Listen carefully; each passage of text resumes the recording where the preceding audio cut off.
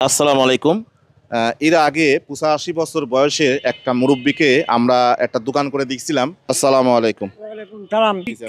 সেই ভিজা সেই পানি পড়ে গায়ে, গায়ে পানি পড়ে, পানি ওই গায়ে ওই চকি ভিজে যায়। বৃষ্টিতে ভিজে যাচ্ছি, তুমি তাড়াতাড়ি আসো। এই নানান অভিযোগ, এই অভিযোগগুলো নিয়েই আজকে চাচার কাছে আসছি। আমি একটা টল চাচ্ছি, উনির কাছে আবদার করেছি, এটি আমি একটা টল বানাবো। এখন কি বৃষ্টি আসলে পানি পড়ে? বৃষ্টি আসলে পানি পড়ে, তাই এই কুটি এই জায়গায় থাকবি, খালি কাঠ বাড়া যাবে।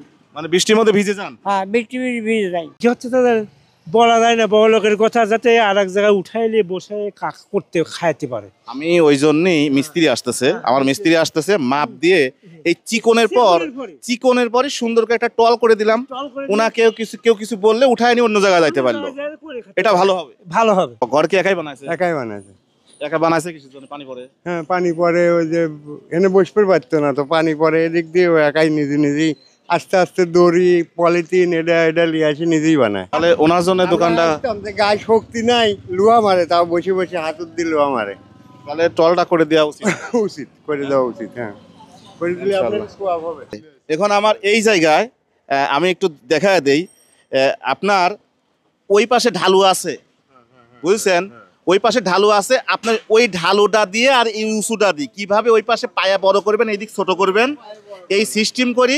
আমি আর একটু বলি, এই মাপেরই আমার একটা টল হবে। হ্যাঁ, আর এই পাশের এই লম্বা লম্বির পর আপনার 10 ফুটি হোক, 8 ফুটি হোক, মানে 6 ফুটি হোক, একটা টিন হবে, মানে টল যত বড় লম্বা ওই রকম একটা টিন হবে। আর এই দাঁড়ান এই সাইডে টিনটা বেঁকা করি ইর সাথে লাগে যাবি, বডির সাথে লাগে যাবি, এই ওয়ালে আপনার বডি দিয়ে দিবেন।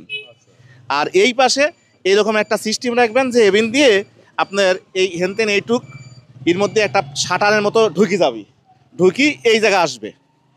হ্যাঁ, আর এইটুক আপনি আটকায় দিবেন, এইটুক দিয়ে ওই দিক দিয়ে আটকায় দিবেন।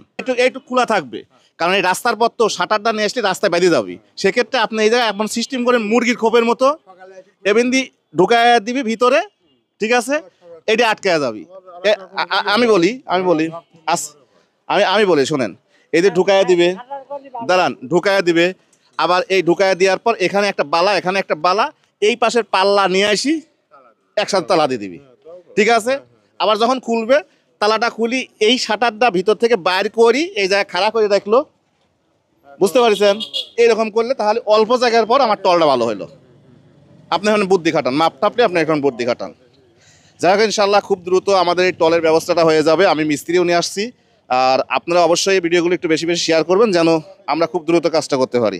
আলু আর বিভিন্ন তরকারি, আরও বিভিন্ন তরকারি, আচ্ছা ঠিক আছে, হয়ে যাবে ইনশাল্লাহ।